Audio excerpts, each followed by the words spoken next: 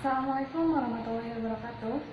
Saya Tutinul Indarpati akan menjelaskan mengenai analisis perancangan dan perencanaan sumber daya manusia.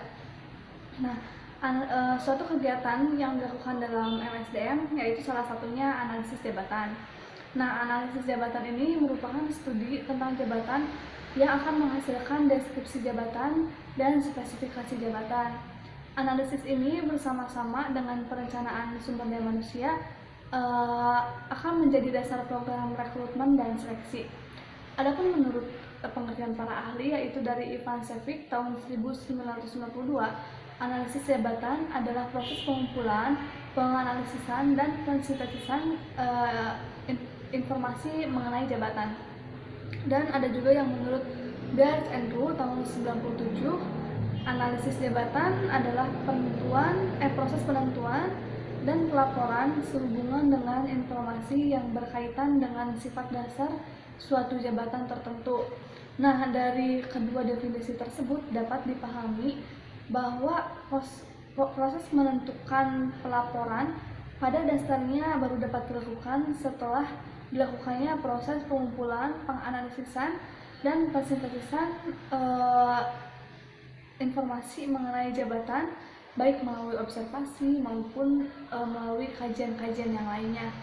Dengan kata lain, analisis jabatan ini adalah prosedur untuk menentukan tugas dan kewajiban suatu posisi serta karakteristik orang yang dapat menanggung posisi tersebut, memegang posisi tersebut. Dari kegiatan analisis ini akan menghasilkan informasi tuntutan suatu jabatan. Selanjutnya, pelaksanaan analisis jabatan memerlukan beberapa langkah pokok, yaitu yang pertama itu menentukan tugas, aktivitas, perilaku, atau kewajiban utama yang harus dilaksanakan pada jabatan tertentu. Yang kedua itu mengidentifikasi pengetahuan, kemampuan, keahlian, dan karakteristik lainnya yang diperlukan untuk melaksanakan tugas.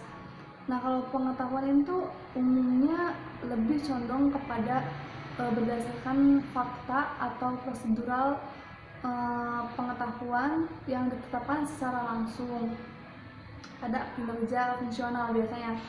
Nah, kalau kemampuan mengacu pada uji kompetensi.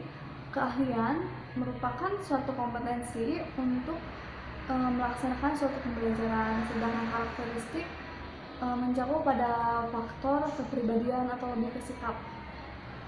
Secara umum, proses desain jabatan ini dibagi menjadi 3 fase.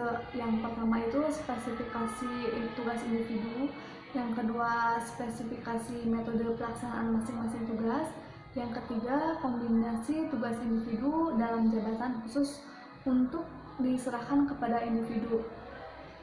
Lalu ada juga proses peramalan atau forecasting MSDM. Nah, ini tuh sebuah upaya untuk memperkirakan kebutuhan tenaga kerja organisasi di waktu yang akan datang. Ramalan saat ini menggunakan informasi masa lalu dan saat ini untuk mengidentifikasi kondisi masa depan yang diharapkan oleh perusahaan. Yaitu ada metode meramalkan permintaan. Nah, dalam metode ini yang pertama ada metode penilaian yang terdiri dari estimasi dapat top down atau bottom up, atau pada dasarnya yang berkepentingan itu ditanya berapa sih orang yang akan Anda butuhkan di tahun yang akan datang. Terus yang selanjutnya ada rules of thumb, yaitu mempercayakan pedoman umum yang ditetapkan pada situasi khusus dalam organisasi. Contohnya, membantu meramalkan jumlah supervisor yang dibutuhkan dalam suatu divisi. Terus yang kedua, ada metode matematika yang terdiri dari analisis regresi statistik. Itu membuat perbandingan statistik dari hubungan masa lampau di antara berbagai faktor. Yang kedua itu metode simulasi, gambaran situasi nyata dalam bentuk abstrak.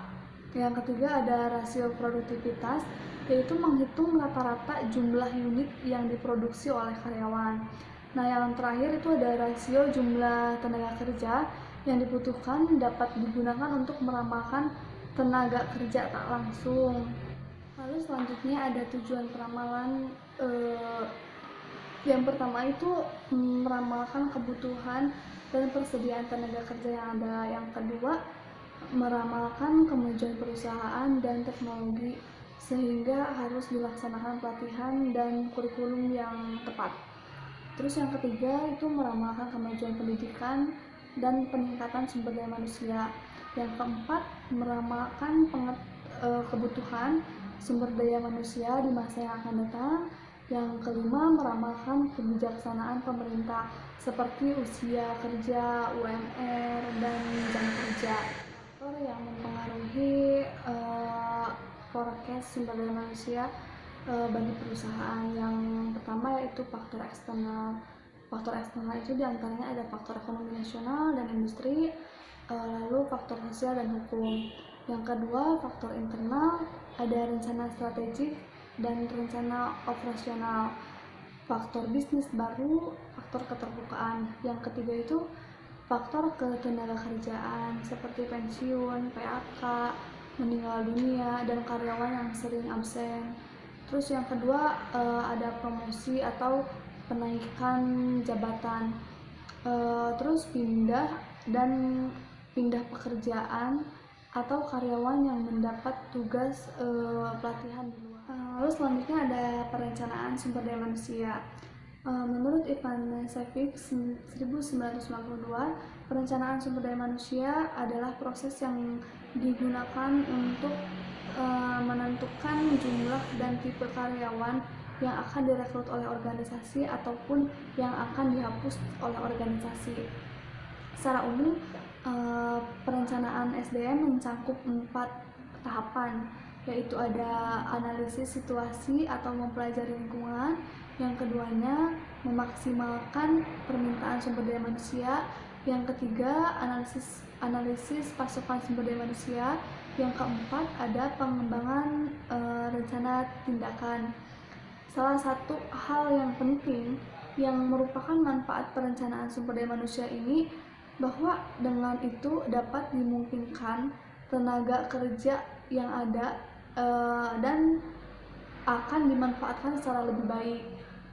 Dengan adanya perencanaan tenaga kerja, maka usaha pertama yang harus dilakukan adalah menginventariskan tenaga kerja dalam hal-hal sebagai berikut. Nah, hal-hal untuk menginventariskan dalam perencanaan sumber daya manusia, yang pertama ada jumlah tenaga kerja yang ada, yang kedua kualifikasi masing-masing tenaga kerja, yang ketiga lama dinas masing-masing tenaga kerja, yang keempat kemampuan, pengetahuan, dan pendidikan masing-masing tenaga kerja, yang kelimanya potensi bakat masing-masing tenaga kerja, yang terakhir itu minat atau perhatian tenaga kerja. Nah, hasil dari inventarisasi tersebut sangat penting, bukan hanya dalam rangka pemanfaatan sumber daya manusia dalam melaksanakan tugas-tugas sekarang, akan tetapi setidaknya berhubungan dengan 4 kepentingan di masa yang akan datang, seperti promosi karyawan, peningkatan kemampuan melaksanakan tugas yang lama, atau terjadinya alih wilayah. Demikian materi perancangan dan perencanaan sumber daya manusia yang bisa saya sampaikan. Kurang lebihnya saya mohon maaf apabila ada yang keliru atau masih ada yang salah, mohon diingatkan. Saya menerima kritik dan sarannya. Kalau begitu kita tutup saja. Wabillahi taufiq wal hidayah. Wassalamualaikum warahmatullahi wabarakatuh.